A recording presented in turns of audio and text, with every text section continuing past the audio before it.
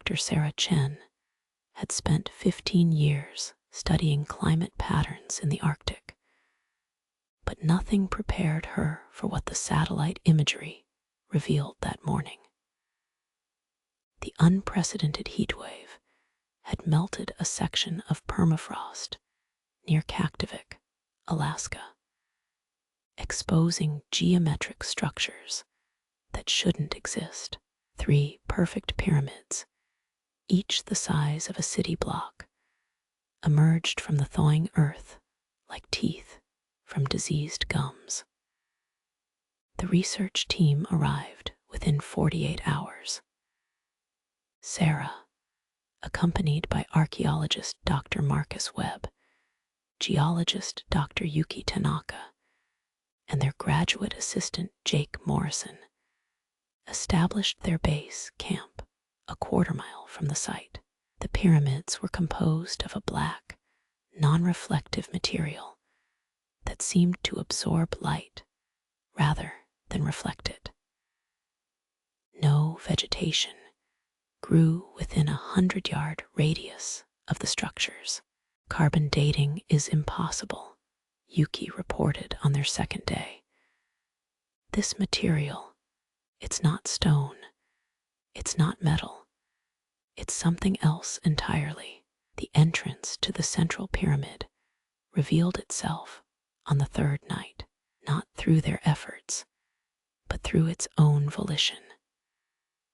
A section of the smooth wall simply dissolved, creating an opening tall enough for a person to walk through upright. The darkness beyond was absolute. Sarah led the way, her headlamp barely penetrating the gloom. The corridor sloped downward at a gentle angle, its walls covered in symbols that hurt to look at directly. They weren't carved or painted. They seemed to exist within the material itself, shifting and writhing when observed peripherally. These patterns, Marcus whispered, his voice oddly muffled despite the narrow space. They're not like any ancient writing system I've studied. They're mathematical, biological, like DNA sequences, translated into geometry. The corridor opened into a vast chamber. Their lights revealed towering columns that stretched beyond visibility, each covered in the same writhing symbols. At the chamber's center sat a pool of liquid that reflected no light, its surface perfectly still despite the air currents their movement created. Jake approached the pool first. "There's something in there," he said, kneeling at its edge. "Something moving." Sarah grabbed his shoulder, pulling him back. But not before they all saw it, a face beneath the surface, human in shape, but wrong in every detail.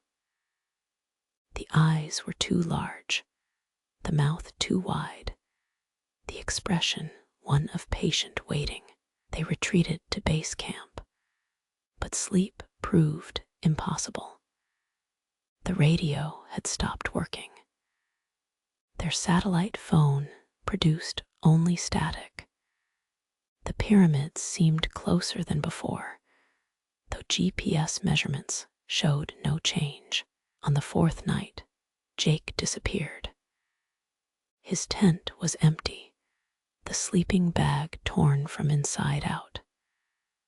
Tracks led toward the pyramids, but they weren't quite human.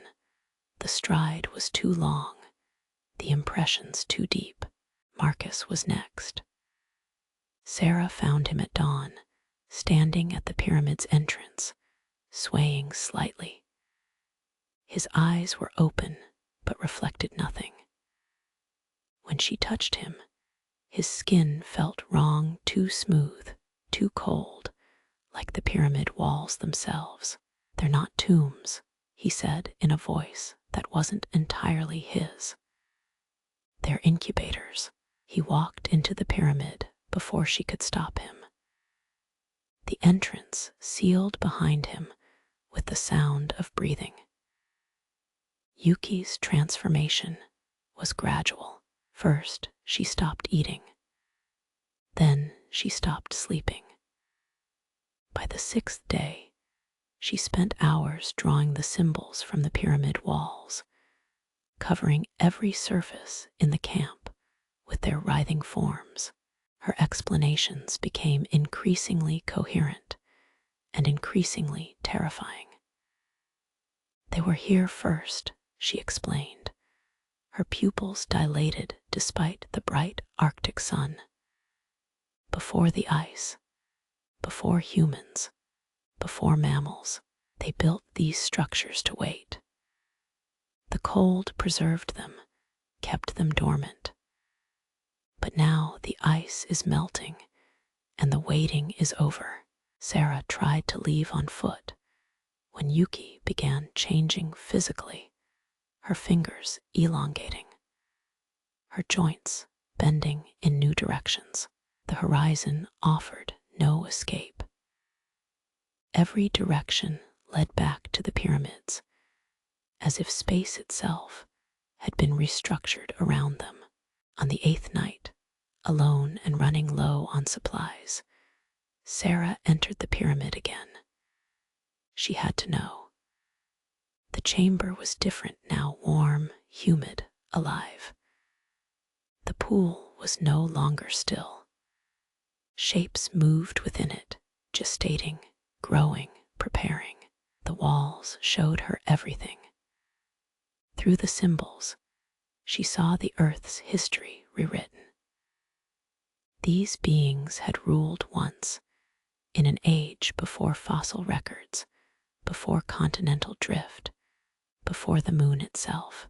They had retreated underground when the climate changed, sealing themselves in structures designed to outlast geological ages. Humanity's rise was an accident, a brief flourishing during their dormancy. But the permafrost was melting. All around the globe, in places humans had never thought to look, similar structures were warming, awakening. Sarah found her team in the deepest chamber. They stood in neat rows, alongside dozens of others, people who must have discovered this place before. Explorers and natives whose disappearances were never explained. All were changing, their bodies adapting to serve new purposes. Jake's face turned toward her, recognition flickering in eyes that now had too many pupils. "Join us," he said in a harmony of voices. "The transformation doesn't hurt. You'll understand everything. You'll be part of something older than mountains, more patient than stone." Sarah ran up through the corridors, past walls now pulsing with organic movement, toward an entrance that kept receding. Behind her came sounds of pursuit, not footsteps, but something wet and eager. She burst from the pyramid to find the Arctic landscape transformed. The ice was gone. In its place grew things that weren't quite plants, under a sky that showed too many stars in patterns that spelled out theorems in non-Euclidean geometry. Other pyramids were visible now, hundreds of them, their tops breaking through soil that bubbled and steamed. From each emerged figures that might once have been human, their forms adapted for purposes she couldn't comprehend. Sarah's satellite phone crackled to life. Through the static came voices, panicked reports from around the globe. Unprecedented melting in Antarctica. Structures emerging from the Sahara, where ancient lakes once stood, things rising from oceanic trenches. The phone died as her skin began to itch. Looking down, she saw the symbols from the pyramid walls appearing on her arms, writing themselves in raised welts that didn't hurt but felt somehow correct. In the distance, the thing that had been Jake beckoned. Behind him, the pyramid's entrance glowed with bioluminescent warmth. The sky writhed with new constellations. Sarah took a step toward them, then another. The transformation didn't hurt. Jake had been right about that. The last human thought she had was a revelation. Climate change wasn't destroying the world. It was returning it to its original owners. In the pool beneath the pyramid, something vast and patient stirred, the first of many. The earth itself sighed with relief as its children finally came home. The pyramids sang a song older than ice, and Sarah's voice joined the chorus. In the warming Arctic night, humanity's brief season ended, and an ancient summer began again.